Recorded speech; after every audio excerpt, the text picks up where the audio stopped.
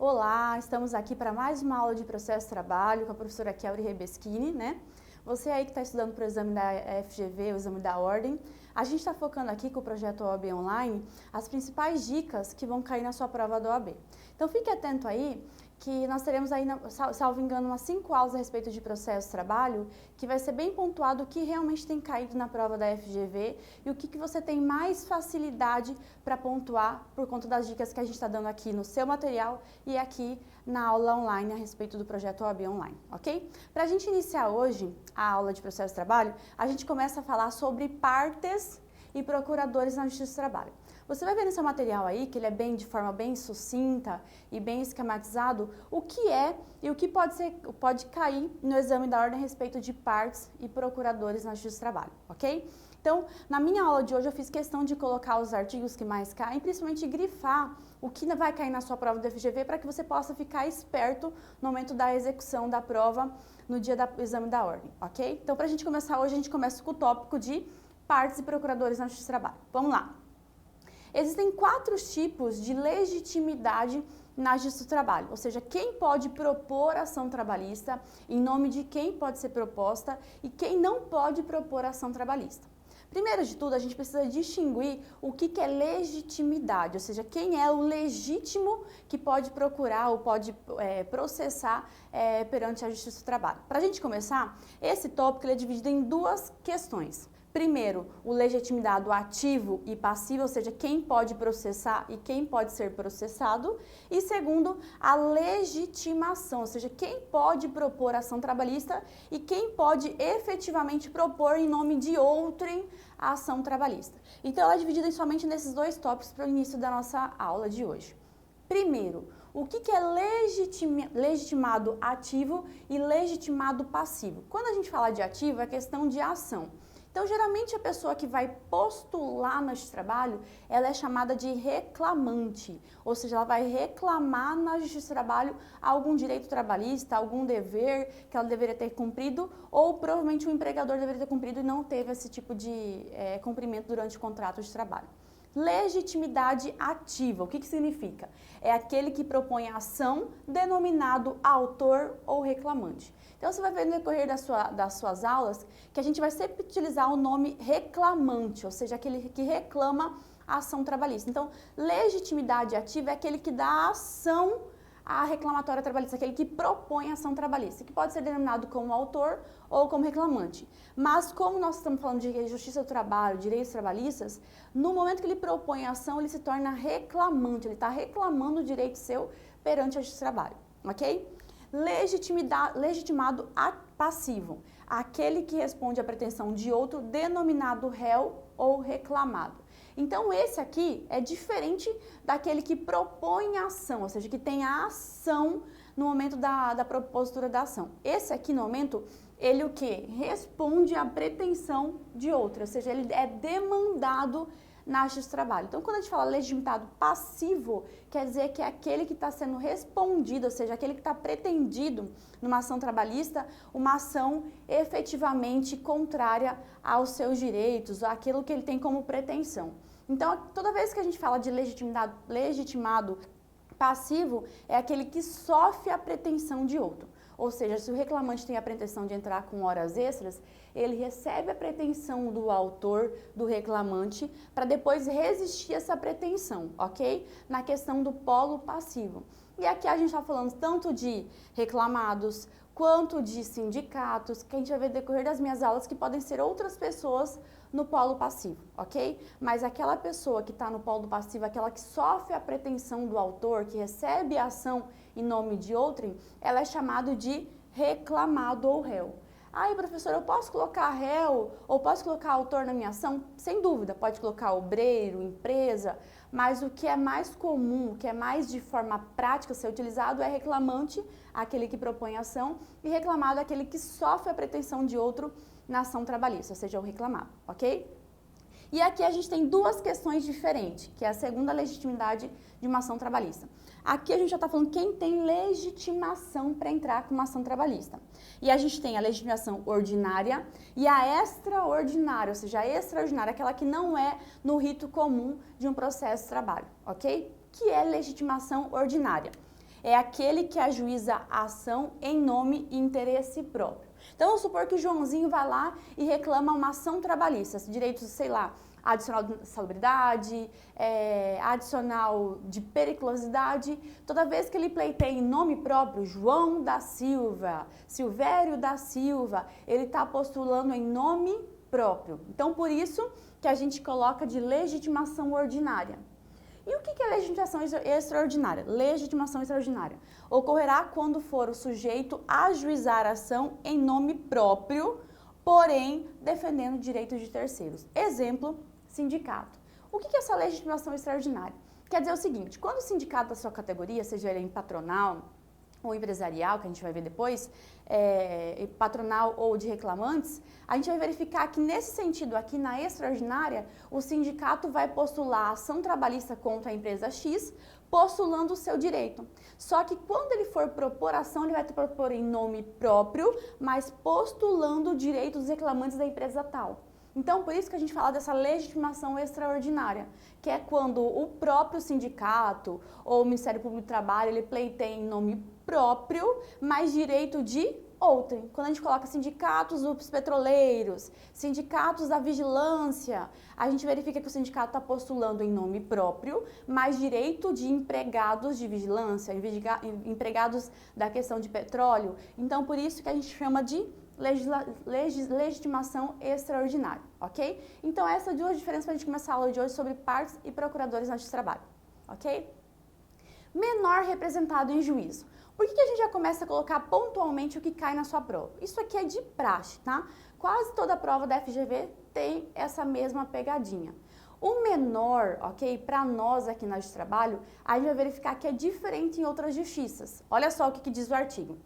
A reclamação trabalhista do menor de 18 anos será feita por seus representantes legais e, na falta destes, pela Procuradoria da Justiça do Trabalho, pelo sindicato, pelo Ministério Público Estadual ou curador nomeado em juízo. Como assim, professora? O que eu tenho que cair? Como assim uma pegadinha? E de que forma pode ser cair na minha prova da primeira fase do exame da ordem? Olha só.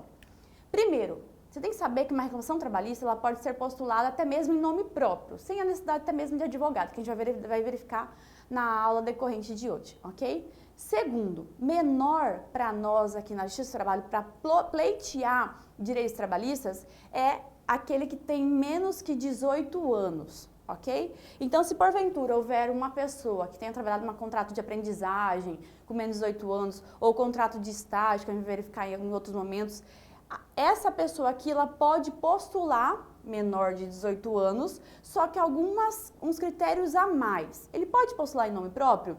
Na verdade, ele pode, só que ele tem que ter alguma pessoa para poder assistir ou representá-lo ele em juízo, ok? E aqui, a própria CLT, ela não fez diferença. Então, quando ele coloca assim, a CLT, a reclamação trabalhista do menor de 18 anos será feita por seus representantes legais, ou seja, será feita. Então, ele poderá ser assistido ou representado dependendo da idade que ele possui, conforme lá o Código Civil, beleza? Só que tem um porém. Aqui existe um escalonamento, ou seja, a CLT deu um escalonamento quem são as pessoas que podem me representar em juízo se eu for menor de 18 anos. Então, fique atento a isso. Não é você gravar quem são as pessoas e assinar no momento que a própria FGV peça. Você tem que saber qual é o escalonamento. Então, presta atenção. Se esse menor de 18 anos tiver pai, ou seja, representantes legais, primeiro de tudo, quem vai representar ele de forma judicial vai ser os próprios representantes legais. Então, esse daqui é o primeiro representante em uma ação trabalhista de um menor de 18 anos. Agora, vamos supor que ele não tenha representante legal. E aí? Aí a própria CLT ele já diz, na falta destes, ou seja, na falta dos representantes legais, eu vou para o segundo representante judicial de um menor na Justiça do Trabalho, que é a Procuradoria da Justiça do Trabalho. Então, a segunda situação é, se na falta do representante legal não tiver essa primeira situação, que é o representante legal, eu vou recorrer à Procuradoria da Justiça do Trabalho. Cuida com a pegadinha, ok? Aonde que a pegadinha da FGV cai? Tá dizendo o seguinte, que a FGV vai colocar a Procuradoria Estadual.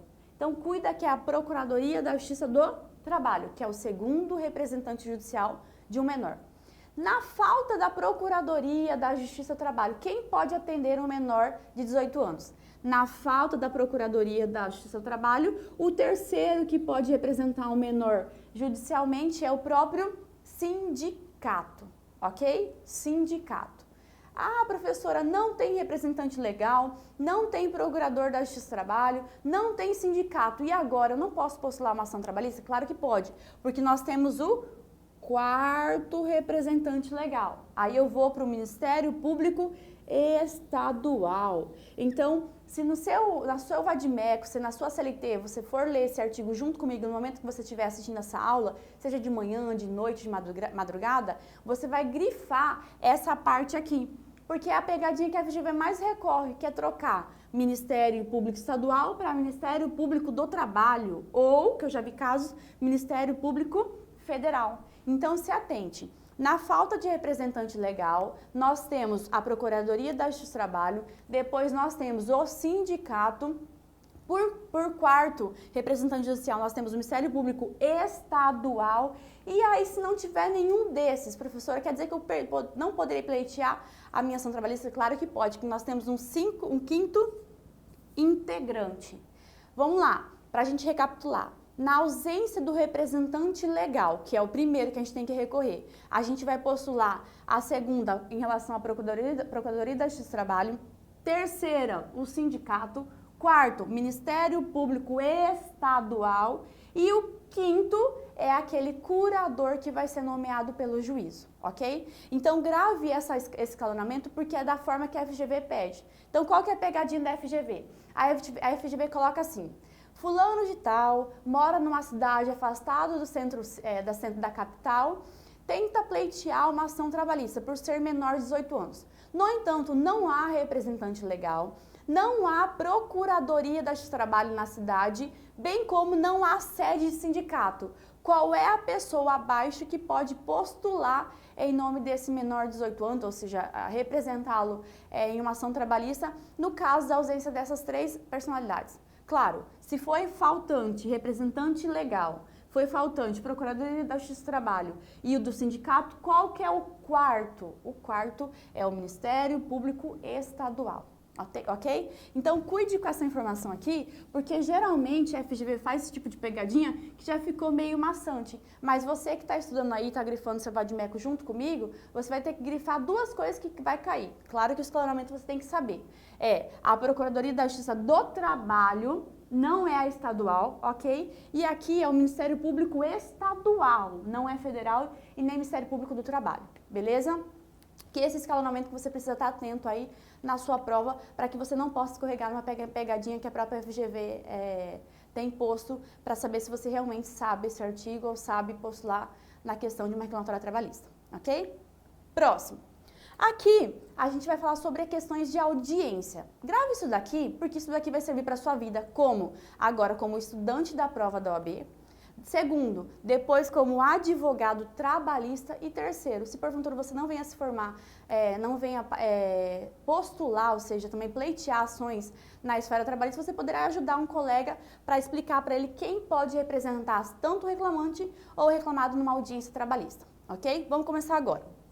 Artigo 843. É um artigo muito que cai na prova, porque as pegadinhas que eu estou grifando aqui no seu slide servem para você tomar cuidado no momento que você estiver estudando, ok? Vamos lá. Na audiência de julgamento, deverão estar presentes o reclamante e o reclamado, independentemente do comparecimento dos seus representantes, salvo nos casos de reclamatórias plurimas ou ações de cumprimento, quando os empregados poderão fazer-se representar pelo sindicato de sua categoria. Primeiro, a gente tem duas questões aqui. A audiência, geralmente, ela em regra, na verdade, ela é una. Mas no quesito de rito ordinário, ela pode ser cindida em duas partes. A audiência inicial, que é a audiência de conciliação, e a audiência de instrução. Existe diferença no momento que o reclamante e o reclamado comparecerem nessas duas audiências. Então, presta atenção no seguinte. Na audiência inicial, se o reclamante faltar, a ação trabalhista ela é arquivada, ok? Na audiência inicial, se o reclamante faltar, o processo trabalhista ele é arquivado. Agora, se o reclamado ele faltar, ele vai ter decretado a sua revelia se não tiver constituído patrono com documentos e contestação nos autos. Beleza? Isso na audiência inicial.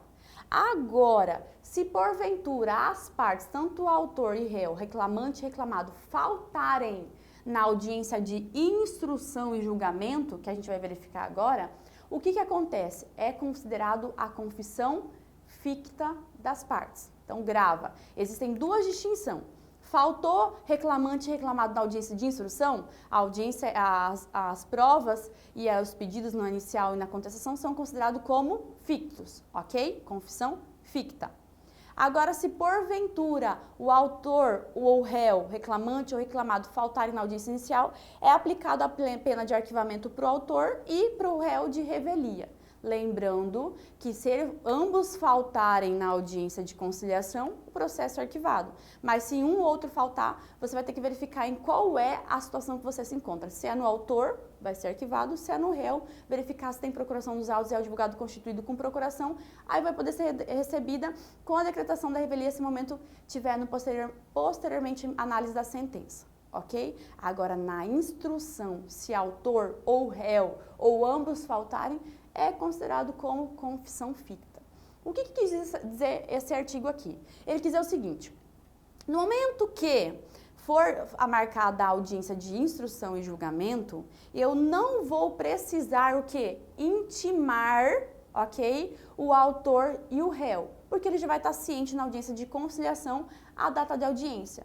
Só que aqui ele está falando que deverá comparecer, ou seja, autor e réu, reclamante, reclamado, na audiência de instrução e julgamento, independentemente do comparecimento dos seus representantes. Então, se porventura, tá? Hoje é uma audiência de instrução e eu sou advogado da reclamante, ou seja, da Maria, e a professora lá, ela é advogada do reclamado, vamos supor, empresa projeto OAB, ok? Vamos supor que nem eu e nem a professora Lara pode estar presente no dia da audiência de instrução. Vai ter algum prejuízo para os nossos clientes? Não, porque quem tem que estar presente na audiência de inicial e até mesmo na de instrução são as partes, ok? Independentemente dos seus advogados, por conta do famoso ius postulante, que a gente vai verificar daqui a pouquinho, ok? Então, independentemente do comparecimento dos representantes legais, as partes deverão estar presentes.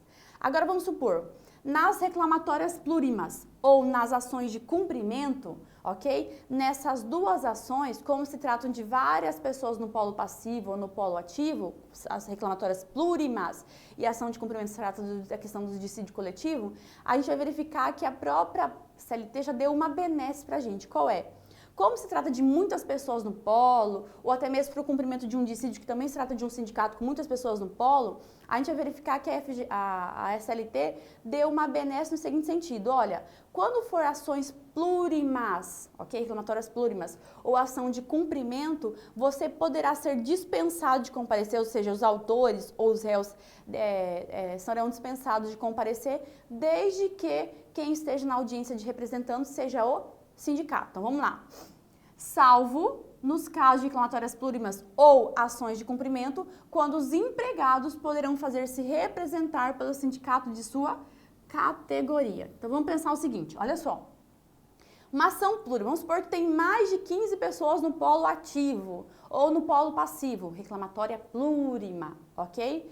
Eu posso me fazer representar por um sindicato? Posso, olha lá. Quando os empregados poderão fazer-se representar pelo sindicato de sua categoria.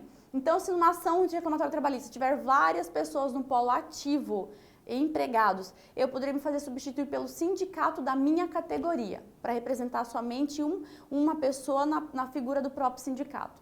E quando for na questão de ação de cumprimento, esses empregados poderão também se representar pelo sindicato da sua categoria, ok? Então, somente essas duas exclusões que poderão se fazer substituir no momento da ação de instrução e julgamento pelo sindicato da sua categoria, beleza? 2. Parágrafo 2º.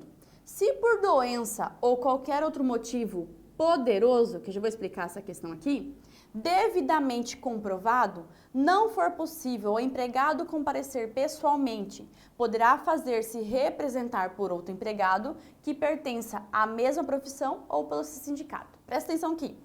Aqui tem uma grande discussão que para nós, como é prova da OAB, não vai nos interessar. Você vai ver quando você estiver lendo o seu vade-mecum, vai ter uma breve explicação sobre esse motivo poderoso aqui. A própria legislação, ela quis e às vezes admite que houve um erro nesse momento dessa grafia, que deveria ser um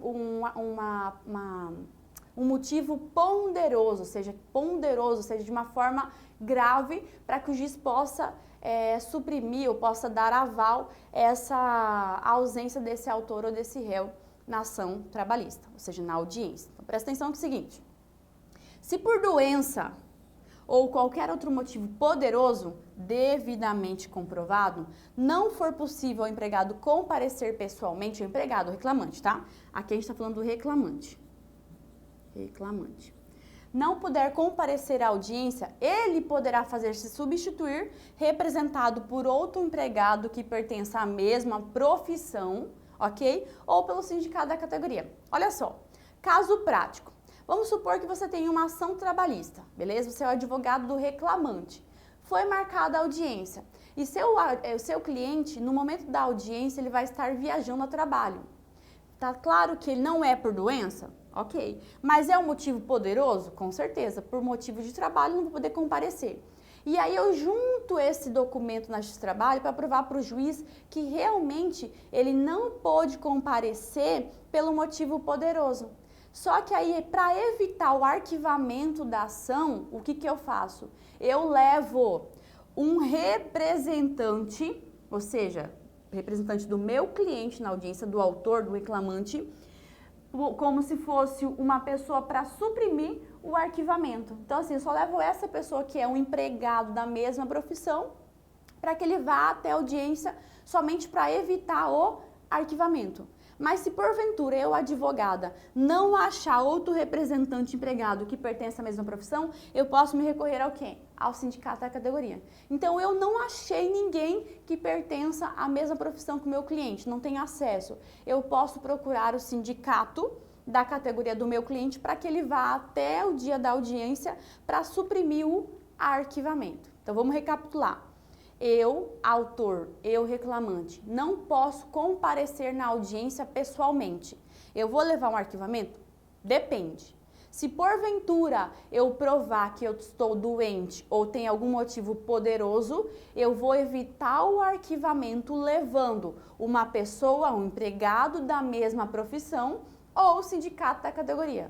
Agora, se porventura eu não levar nenhum empregado da mesma profissão ou o sindicato da categoria, pode ser que eu leve um arquivamento? Com certeza, porque o próprio artigo já diz que as partes deverão permanecer, ou seja, estar presente na audiência de forma pessoal. Mas se houver esses dois motivos, doença ou motivo poderoso, poderão ser devidamente representados por um empregado da mesma profissão ou pelo sindicato da categoria. Então, fique esperto com a situação aqui. E se cair na sua prova ações plurimas e ação de cumprimento, tem que ir todas as partes? Não necessariamente. Elas podem ser representadas pelo sindicato, conforme está exposto aqui, ok?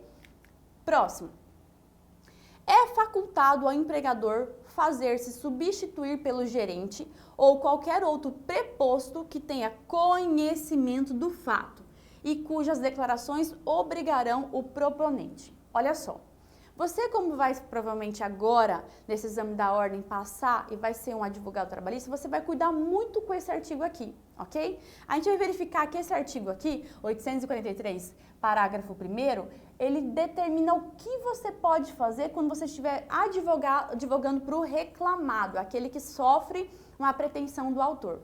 Aqui ele está dizendo o seguinte, ó, se porventura o seu cliente é uma empresa, ele pode ser...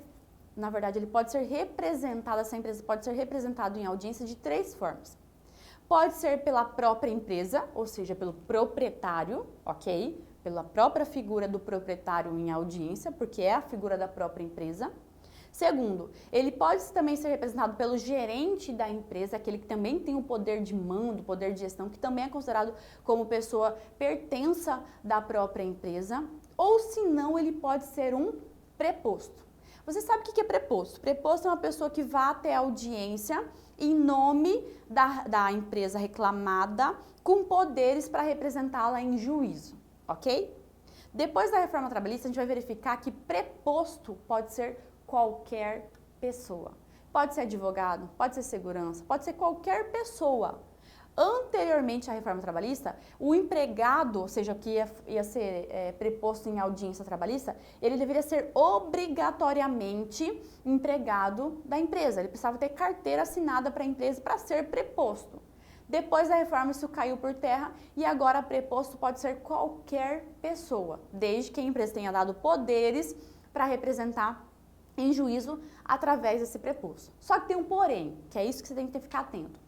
O preposto, ele pode ser qualquer pessoa, pode receber esse tipo de carta de preposição, ou seja, poderes para representar a empresa, só que tem um porém, grave isso, ok? Ele tem que ter conhecimento dos fatos. Então, não vai achando que, vamos supor, no momento da audiência trabalhista, o preposto da sua empresa, ou seja, você como advogado trabalhista, o preposto tenha faltado e você vai lá se recorrer de um funcionário, ou seja, da empresa, ok? Um funcionário da empresa ou que tenha acompanhado a audiência ou do próprio segurança do próprio tribunal. Você pede, vamos entrar aqui comigo só para evitar a revelia do processo? Você pode se cuidar com isso? Pode, só que tem um porém. Eu posso levar ele, só que isso pode me prejudicar de uma maneira pior do que se eu não tivesse levado. Por quê? Ele precisa ter conhecimento dos fatos. Além dele ter conhecimento dos fatos, qualquer coisa que ele fale em audiência é como se a própria empresa estivesse falando. Então, se porventura ele falar qualquer coisa errada, ou aumentar, ou alterar, ou até mesmo fazer um acordo nesses moldes aqui com carta de preposição, tudo que ele falar obrigará o proponente. Ou seja, qualquer situação que ele fale em audiência é como se fosse a própria empresa falando e vai ser considerado como verídico, ok? Então, cuida. O reclamado em audiência pode se fazer representar pelo gerente, pela própria empresa na figura do próprio empregador, que é o proprietário da empresa, ou pelo preposto, que não necessariamente precisa ser empregado da empresa, mas tem que ter conhecimento dos fatos e você, como empresa, saber que ele, qualquer coisa que ele se obrigue em audiência ou na ação, vai obrigar também você, proponente, ok? Parágrafo 3º, que é o que eu já tinha dito anteriormente. O preposto a que se refere o parágrafo 1º deste artigo não precisa ser empregado da parte reclamada. Então, aí veio a própria reforma trabalhista e falou assim, gente, seguinte, a partir de agora, o preposto não precisa ser necessariamente empregado do reclamado.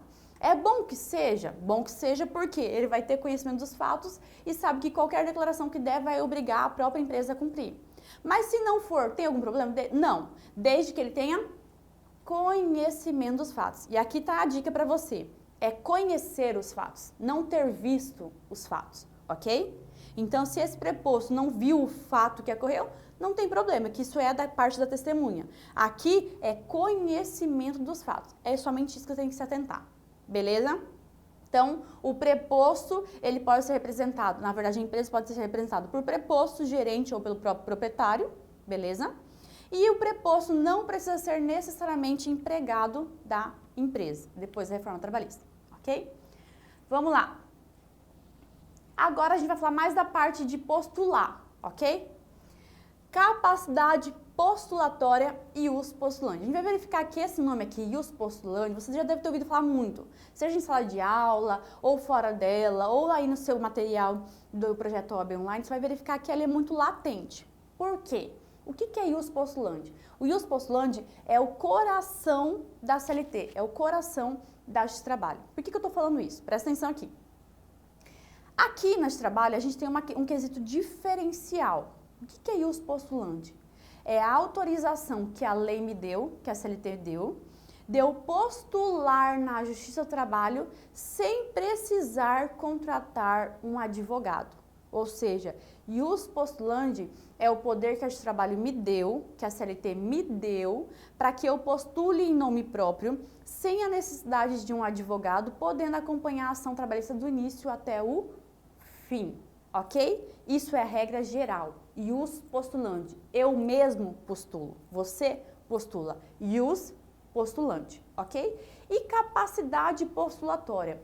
Capacidade postulatória é aquela pessoa que tem a capacidade de postular. Quem é que pode recorrer, quem é que pode protocolar a ação trabalhista? Ou seja, a gente vai verificar aqui nos artigos anteriores, a partir de agora, posteriores, verificar qual é a pessoa que pode postular e quem é o ius postulandi e qual é o limite do ius postulandi, ok? Que isso aí cai de praxe no exame da FGV, ok? Presta atenção aqui. 791. Famoso ius postulandi. Os empregados e empregadores poderão reclamar pessoalmente perante a Justiça do Trabalho e acompanhar as suas reclamações até o final.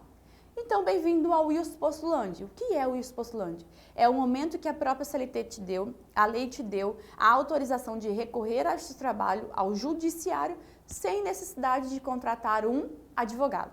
Mas, professor, isso é regra geral? Regra geral. Se eu estou falando que tem regra geral, tem o quê? Exceções. E a gente vai verificar que é a exceção que cai nesse exame da ordem, beleza? Nos dissídios individuais, os empregados e empregadores poderão fazer-se representar por intermédio do sindicato, de advogado, solicitador, provisionado e inscrito na Ordem dos Advogados do Brasil. Então, além de eu poder reclamar essa ação trabalhista de forma sozinha, ius postulandi, eu também posso pedir para que alguém postule em meu nome, ou seja, capacidade postulatória, autorizado pela própria lei. Quem é que pode postular no meu nome? É o sindicato da categoria, o advogado por si só, o solicitador ou o provisionado inscrito no exame da ordem, ou seja, na ordem dos advogados do Brasil. Isso aqui é autorizado também. Então, vamos supor, não quero postular sozinho, não quero o ius postulandi. Quem é que eu posso contratar para entrar com uma ação trabalhista para mim? Aí a gente tem aqui o sindicato, o advogado, solicitador e o provisionado com a inscrição na Ordem dos Advogados do Brasil, ok? Parágrafo 2º. Nos dissídios coletivos é facultado aos interessados assistência por sindicato. Aqui também vale para a questão de dissídio coletivo. Então aqui, quando a gente falar faculdade, quer dizer que não é obrigação. Vai depender de você, como cliente. Se você quiser contratar um advogado, a própria lei permite. Se você não quiser, a lei também te permite, porque é uma faculdade. Também nos quesitos de dissídio coletivo, ok? Parágrafo 3º.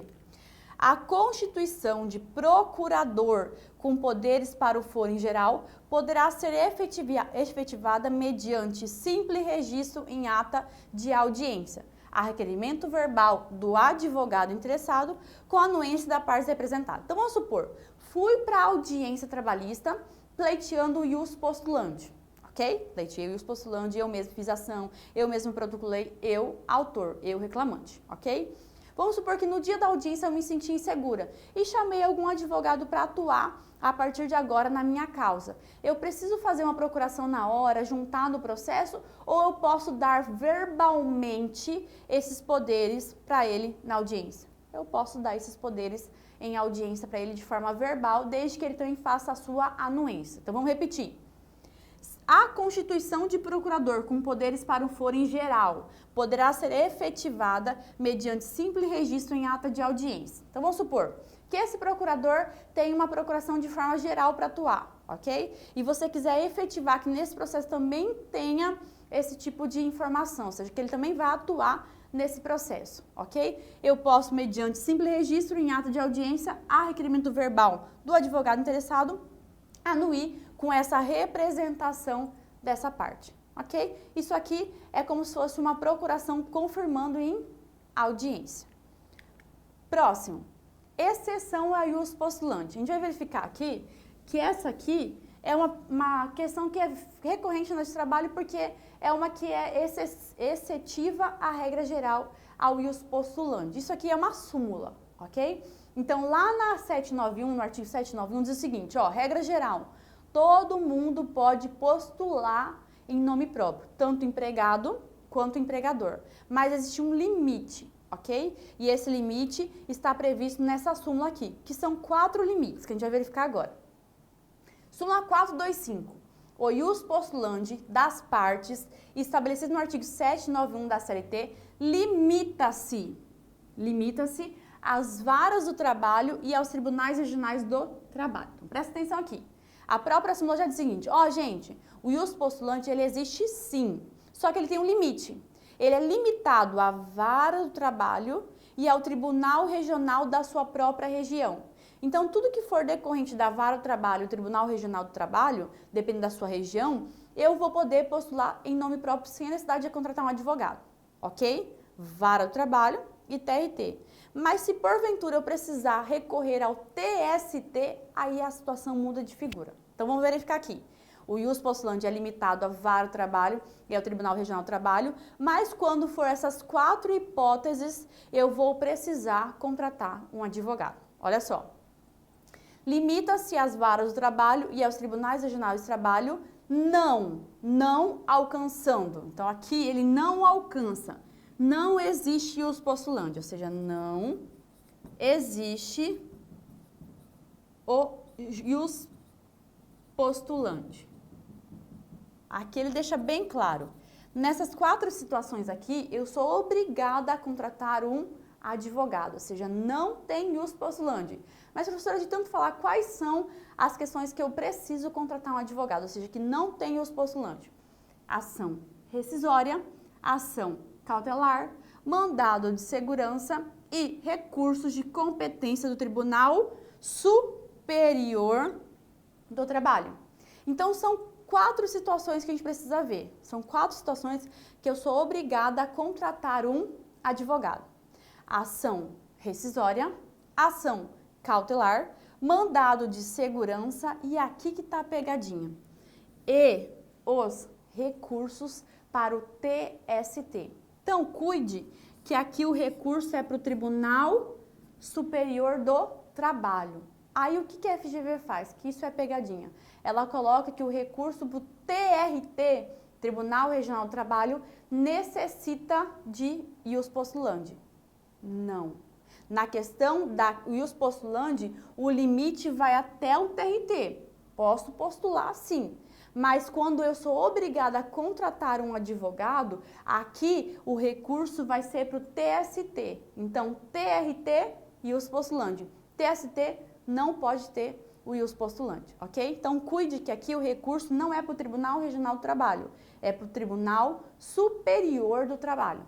Então, grave o seguinte, se o recurso for para Brasília, que é o TST, Tribunal Superior do Trabalho, eu vou exigir uma capacidade mais técnica, porque se refere à questão de direito. Então, aí, nesse momento, como eu sei que é mais parte técnica, eu vou precisar contratar um advogado. Da mesma forma que uma ação rescisória, que tem os requisitos específicos na lei, de uma ação cautelar e mandado de segurança, que já está em os requisitos previstos na própria lei, o que eu tenho como obedecer, que é mais parte técnica. Aqui, agora, quando fala do recurso do TST, nesse sentido, aí sim eu vou precisar contratar um advogado. Para o TRT, não, porque eu tenho o famoso ius postulante. Próximo. Homologação de acordo extrajudicial. Essa homologação de acordo extrajudicial aqui deu o que falar, porque isso aqui foi acrescido com a própria reforma trabalhista. O que quer dizer esse acordo de homologação extrajudicial? Então, olha só.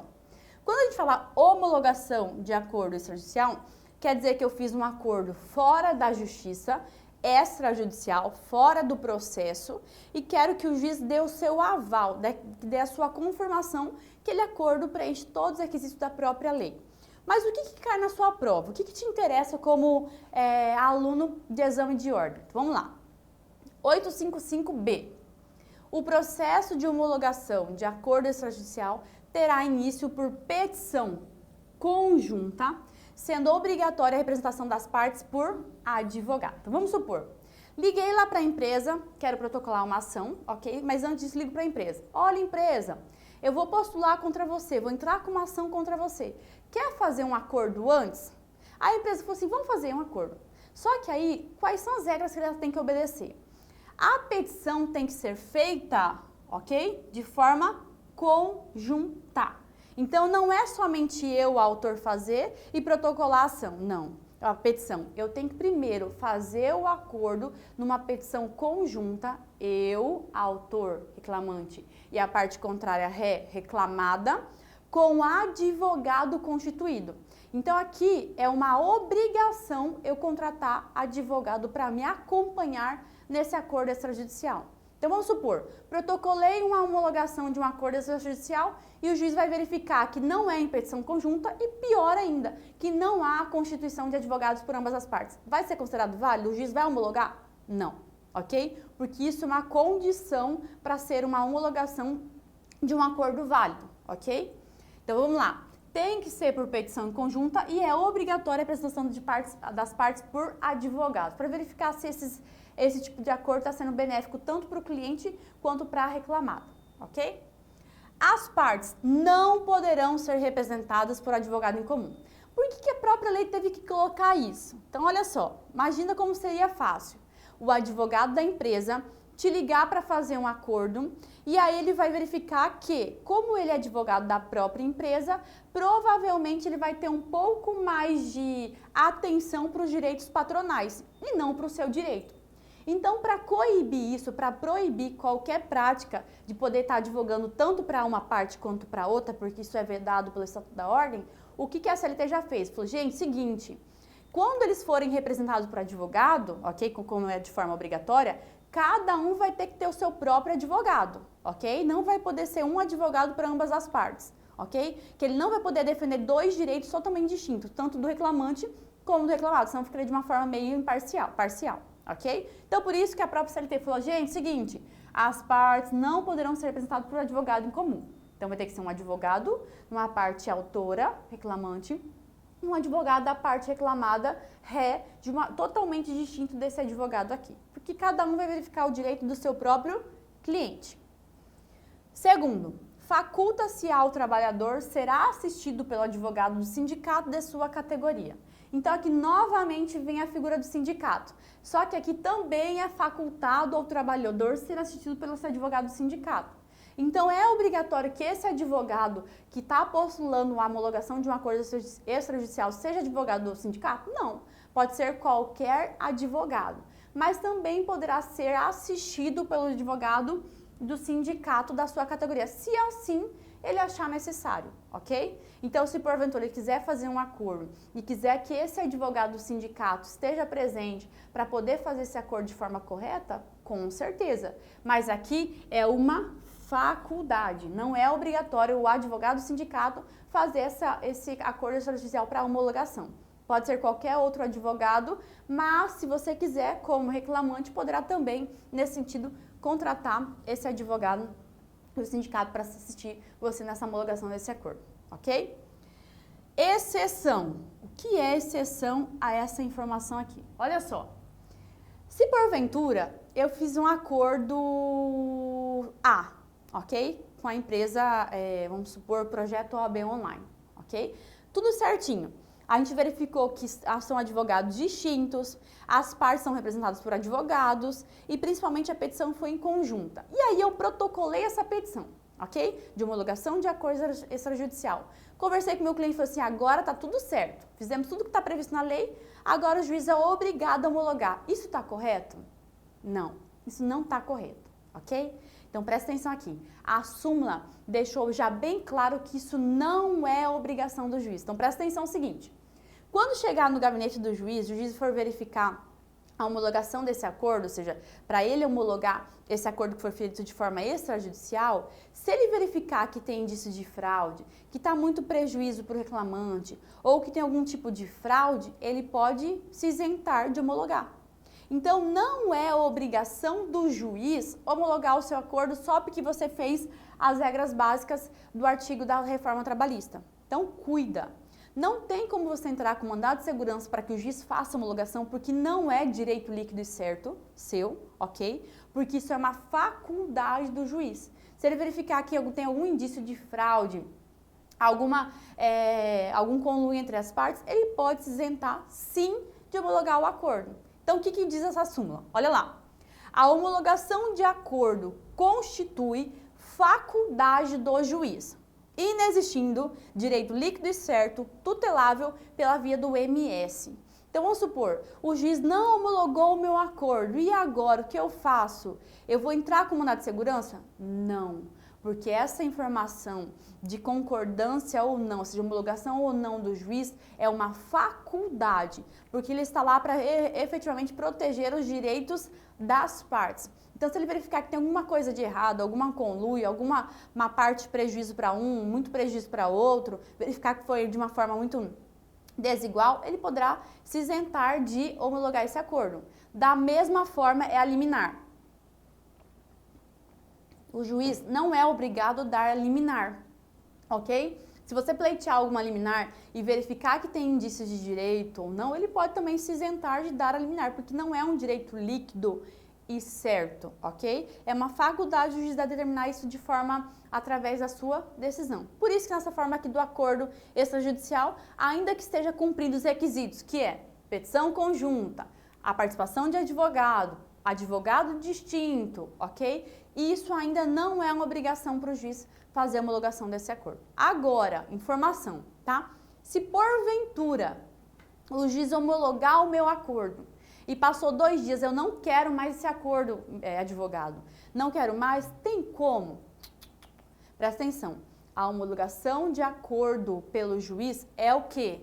Na mesma hora que ele homologa, transita em julgado. Então, se o juiz falar assim, homologado o acordo, a única coisa que eu posso fazer é executar o acordo.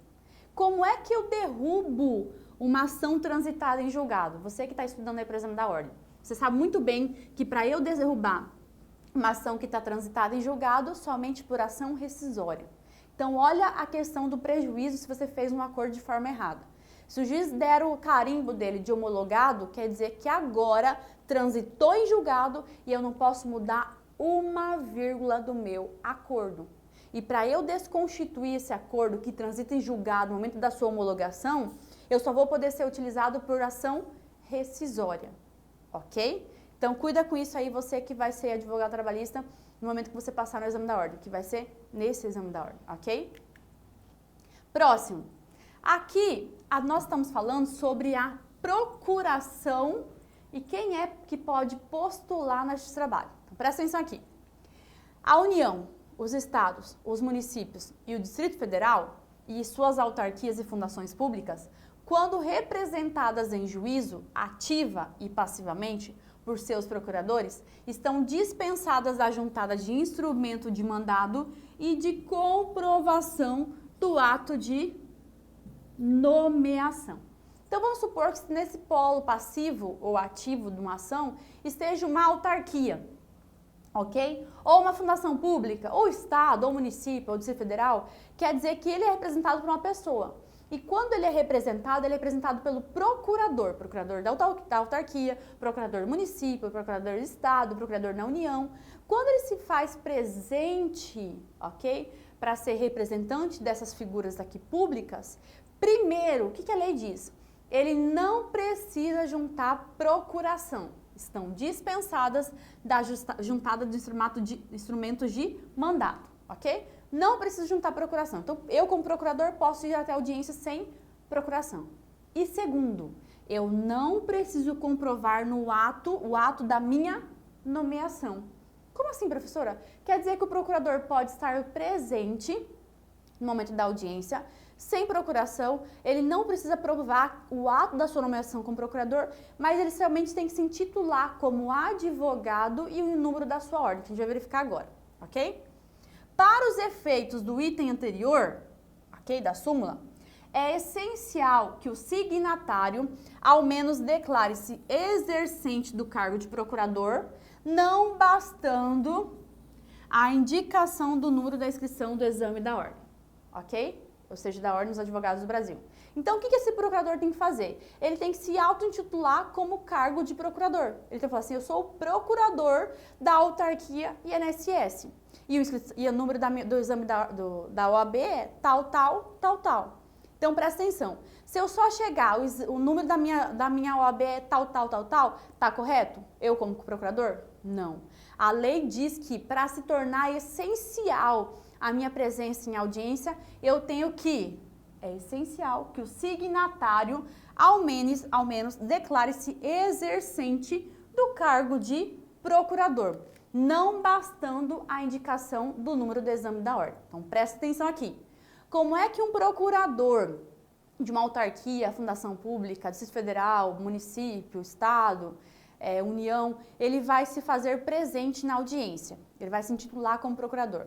Primeiro, não precisa juntar a procuração. Segundo, ele não precisa comprovar o ato da sua nomeação.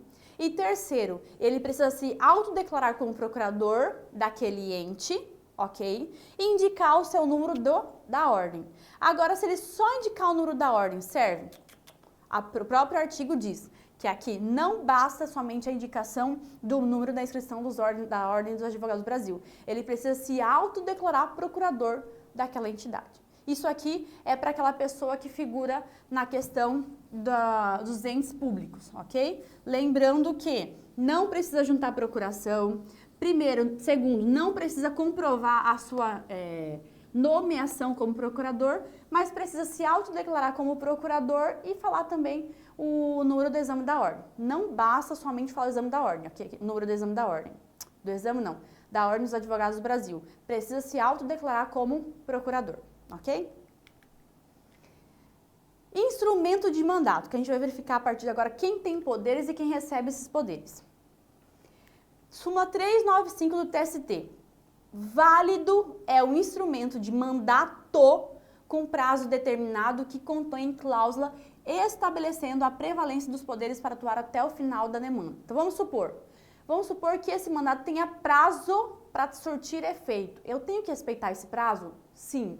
Então, se é uma procuração com poderes limitados a prazo, eu preciso verificar se esse prazo está correspondendo com a ação trabalhista. Então, olha só, é válido qualquer procuração, instrumento de mandato, com prazo determinado, que contenha cláusula estabelecendo a prevalência dos poderes para atuar até o final da demanda. Então, quer dizer o seguinte, eu sou o proprietário da empresa, dou poderes para o advogado atuar nessa reclamação trabalhista e dou poderes para ele atuar por prazo determinado, ou seja, somente até o final dessa reclamatória trabalhista. E acabou. Isso é válido? Sem dúvida. Está aqui dizendo na súmula que é válido esse tipo de instrumento de mandato, esse tipo de procuração, ok?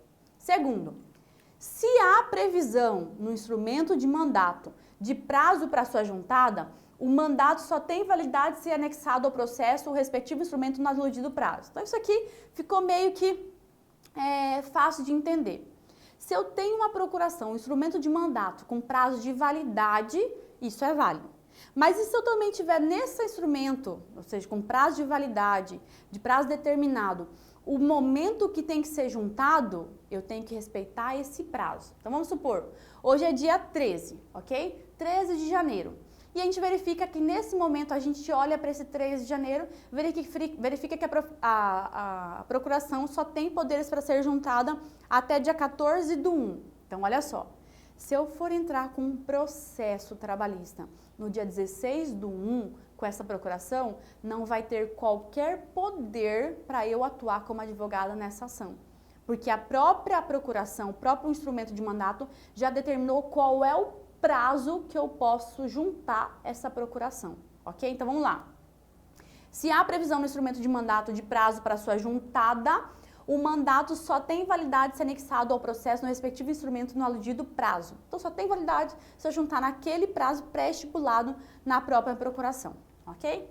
São válidos os atos praticados pelo subestabelecido, ainda que não haja no mandato poderes expressos para subestabelecer. Então, vamos supor, tem lá nenhuma informação na procuração que eu possa subestabelecer esse processo, ok? E aí, vamos verificar que eu, no dia da audiência, não vou estar aqui, vou estar numa cirurgia. O que vai acontecer? Eu vou fazer com que o meu cliente perca a audiência ou peça a redesignação da audiência somente porque eu, advogada, não estarei? Não. Eu posso subestabelecer esse processo, ainda que não haja, na minha procuração inicial, poderes para subestabelecer, ok? Então, o que a própria súmula diz o seguinte, se você precisar subestabelecer o processo, você pode subestabelecer, ainda que não tenha autorização na procuração que foi te dada, ok? Através do instrumento de mandato. Então, vamos lá. são válidos qualquer ato praticado pelo subestabelecido, ainda que não haja no mandato poderes expressos para subestabelecer. Então, se essa pessoa que eu subestabeleci o processo estiver em audiência, fazendo qualquer ato no meu nome, ou seja, no seu nome, através do subestabelecimento, isso vai ser de forma correta? Com certeza. A própria súmula já diz, de forma correta, poderá ser anexado, seja um subestabelecimento ou qualquer ato dado poderes para outro, para que ele possa efetivar isso, ainda que não tenha procuração dos autos, trazendo essa cláusula de subestabelecimento de poderes para outro, ok? Quarto, configura-se a irregularidade de representação se o subestabelecimento é anterior à outorga passada ao subestabelecente. Então, vamos supor, a minha procuração, é dia 13/1, ok? De 2020. A minha procuração configura-se irregularidade de representação se o subestabelecimento é anterior à outorga passada ao subestabelecente. Então, aqui é a procuração. Beleza? Só que eu subestabeleço essa procuração no dia 17/12/2019. Aqui é o subs, que é o famoso subestabelecimento. Tá correto? Aí tá falando que tem irregularidade. Vamos lá. Configura-se a irregularidade de representação se o subestabelecimento é anterior à outorga passada ao subestabelecente, ok? Então, nesse sentido aqui, ele não tem qualquer tipo de poder para atuar, porque o próprio subestabelecimento dado a ele é anterior à procuração dada a ele também. Então, por isso fica uma forma confusa e causa irregularidade na representação. Então, primeiro eu tenho que ter poderes para que eu possa subestabelecer esse processo para outrem. Posteriormente, não anteriormente, senão gera irregularidade processual, ok? 5. Verificada a irregularidade de representação nas hipóteses do inciso 2 e 4, deve o juiz suspender o processo e designar prazo razoável para que seja sanado o vício, ainda que em instância recursal. Então, vamos lá. Se aqui o instrumento for juntado fora do prazo legal, ou seja, fora do prazo já determinado no próprio mandato, ok? Isso aqui, como também a questão de passar o subestabelecimento anteriormente à procuração, essas duas causam irregularidade processual. Quer dizer que eu vou ficar sem qualquer advogado de forma constituída legal no processo. O que o juiz vai fazer? Suspender o processo, dar prazo para você reclamante ou reclamado, que a gente vai verificar dependendo da hipótese, fazer uma constituição regular de advogado no processo. Então, vai lá. Verificada a irregularidade de prestação das hipóteses do inciso 2 e 4, deve o juiz suspender o processo e designar prazo razoável para que seja sanado o vício, ainda que em instância recursal. Ok? Ainda que seja em recurso, se houver algum tipo de prazo para atuar somente na primeira instância e o advogado continuar na segunda sem juntar nova procuração, o juiz também vai poder fazer isso de forma prevista nessa súmula. Ok? Reclamatório trabalhista. Para a gente finalizar aqui, que a gente vai verificar que essa parte é bem rápida, aqui vai estar dizendo quais são os itens previstos na reclamatória trabalhista. Professor, isso cai no exame da ordem? Cai de forma mais abrangente do que forma específica do que está no seu artigo. Que a gente vai verificar que na próxima aula que a gente for ter, sobre rito processual, a gente vai verificar que isso cai mais do que vem falando sobre reclamatória trabalhista. Então, quando eu falo de reclamatória trabalhista, eu vou colocar aqui o que pode ser que caia e o que já caiu de forma incisiva, ok? Não que esse seja um capítulo que caia de forma recorrente. Reclamatória trabalhista. Primeiro, a reclamação trabalhista pode ser escrita ou verbal. Isso já caiu? Já, professora, já caiu e já caiu de forma recorrente. Então, quer dizer que eu posso reclamar, processar de forma verbal? Pode. E a gente vai verificar qual é o procedimento que eu posso fazer isso de forma verbal, ok? Via de regra, sem dúvida, isso é de forma escrita, ok? Na maioria das vezes, mas eu também posso processar, ou seja, reclamar de forma verbal. Então, grave aí. Reclamatória trabalhista pode ser tanto de forma escrita quanto de forma verbal. Mas isso vai ficar de forma somente no ar ou verbal? Não, vai ser redigido a termo e vai verificar em quais termos vai poder ser redigida essa redação, ok? Sendo escrita, A reclamação deverá conter a designação do juízo, e aqui dica para você que vai fazer na segunda fase do exame da ordem de direito do trabalho. Aqui já está dizendo o escalonamento, a estruturação de uma petição inicial trabalhista. Vai ter o quê? Designação do juízo, qualificação das partes, breve, e aqui eu já deixo para você que é civilista a aspas, porque é breve. Por isso que nesse trabalho, as laudas de uma petição inicial são bem pequenininhas, bem ínfimas. Por que eu estou falando isso? Porque o juiz só quer saber uma breve exposição, ele não quer que você discorra e canse ele, porque isso vai ser feito de forma instrutiva lá na instrução processual. Então, por isso que é breve exposição dos fatos, que resulte o dissídio, o pedido, que deverá ser certo, determinado e com indicação de valor, a data e a assinatura do reclamante ou do seu representante legal. Então, vamos supor, eu quero entrar com uma reclamatória trabalhista. Qual é a estrutura? A estrutura está prevista nesse artigo aqui, 840, parágrafo 1º, ok? Lembre que essa aqui é a reclamatória de forma escrita, ok? Segundo, se verbal, aqui é escrita, aqui é verbal. A reclamação será reduzida a termo em 2 vias datadas e assinadas pelo escrivão ou secretário, observado no que couber o exposto no parágrafo 1º desse artigo. Então, olha só, eu posso orientar uma pessoa a ir até a escrivania, até a secretaria, para fazer uma reclamatória verbal? Pode. Ela vai até a de trabalho na secretaria, faz isso de forma verbal e o escrivão faz isso e reduz a termo de forma escrita, datada de 2 vias, respeitando também as regras do parágrafo 1º, ok? Parágrafo 3º. Os pedidos que não atendam ao disposto no parágrafo 1º deste artigo serão julgados extintos sem resolução do mérito. Então, se porventura esse pedido, que deve ser certo, determinado e com indicação de valor, que são esses 3 requisitos, não tiver esses 3 requisitos, o juiz poderá o quê?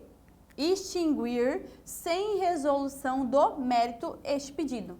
Então, não esqueça, se você não indicar valor, não indicar a questão da certeza, nem determinar esse pedido, o juiz pode julgar, sim, extinto o seu processo sem resolução do mérito, porque está previsto depois da reforma trabalhista no artigo 840 da CLT. Então, grave isso, tá? Isso aqui já é uma pré-determinação da própria CLT, dizendo que você, como advogado, no momento que você for contratado por uma ação trabalhista, vai ter que respeitar os regramentos de uma reclamatória trabalhista, ainda que a gente possua os postulantes, ok? A reclamação verbal será distribuída antes de sua redução a termo. Então, o que cai na sua prova? Isso aqui cai na sua prova, tá? Quando eu for fazer uma reclamatória verbal na secretaria, o que primeiro de tudo o escrivão vai fazer? O escrivão, primeiro de tudo, ele vai primeiro distribuir essa ação, para que ele não fique de forma parcial ou imparcial, determinando para qual juiz possa que seja demandada essa ação para o julgamento. Então, primeiro de tudo, ele faz o quê? A distribuição antes da redução a termo. Chegou uma pessoa, quero reclamar de forma verbal. Só um pouquinho. Pega todos os dados, faz a distribuição desse processo já para qual vara vai ser e a partir daquele momento ele já faz a redução a termo. Isso na reclamação trabalhista verbal. Isso aqui é o que mais cai no seu exame da ordem, que é essa parte aqui sobre reclamatória trabalhista.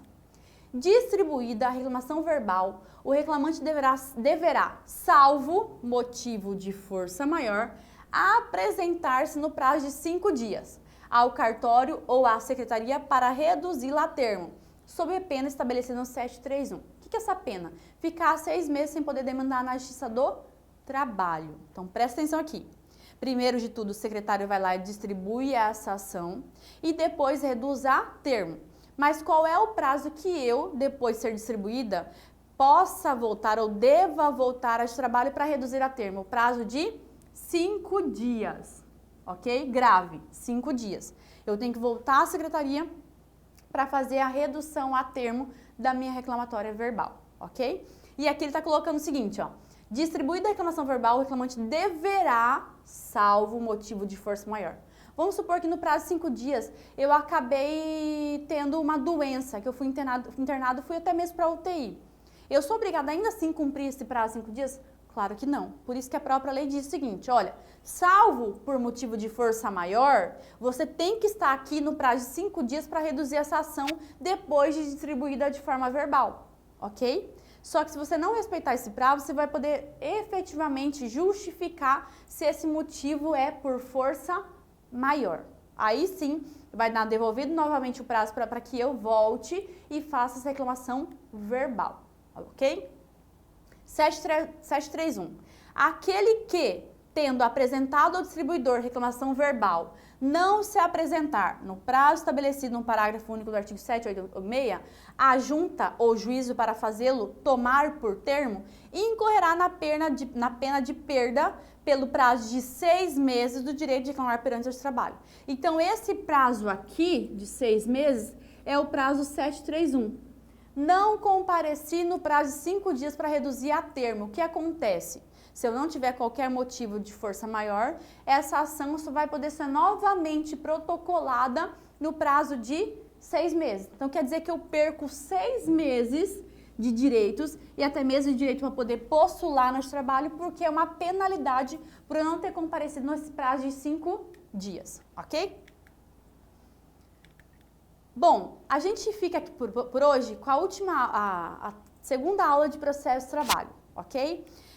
Vocês vão verificar que no decorrer das outras aulas a gente vai começar a aprofundar mais principalmente na questão processual trabalhista em relação a recursos, a rito processual. Na próxima aula a gente vai verificar rito processual bem como tutela provisória. A gente vai verificar que é um item que tem caído muito na sua prova e a gente vai fazer questão que essa aula seja gravada para que você tenha mais facilidade de entendimento, ok? Desejo você bons estudos, foco aí na sua aprovação do exame da ordem e vamos principalmente conseguir êxito aqui nas questões de exame da ordem na questão de processo de trabalho, ok? Conte comigo.